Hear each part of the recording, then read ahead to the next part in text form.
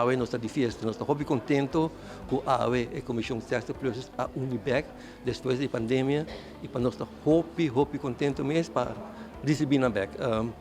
Meeting aqui não também meeting senhora antes também lo vai com também membro de comissão que também lo vai dirigir alguma palavra.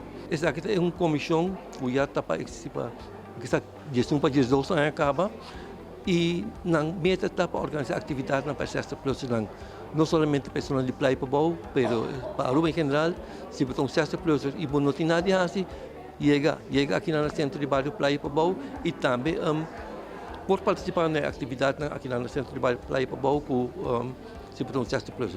Nós, a comissão, estamos a preparar programa de ano. Então, a ideia nós temos que todas as atividades quase diferentes coisas. Nós temos, se nós queremos aqui na Praia Pobao, nós temos hersen música, nós temos obra de mão, diferentes coisas. Nós saímos também para fora, nós também queremos que membros do bus, qual não gosta mais chaves, não gosta sair, nós também casino, está invitando-nos todos, nós também com todo o grupo, nós também no casino.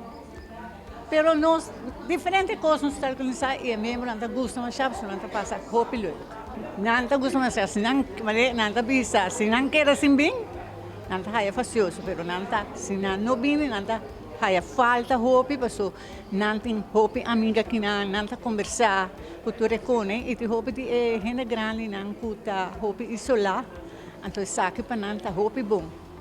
Então você nos pede também para a pessoa que está interessada para virar membro do nosso grupo, está welcome.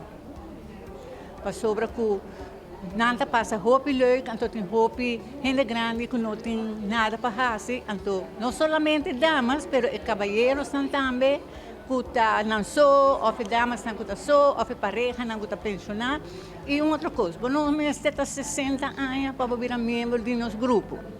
Por formação também, então se não tem nada para fazer, você está welcome conosco.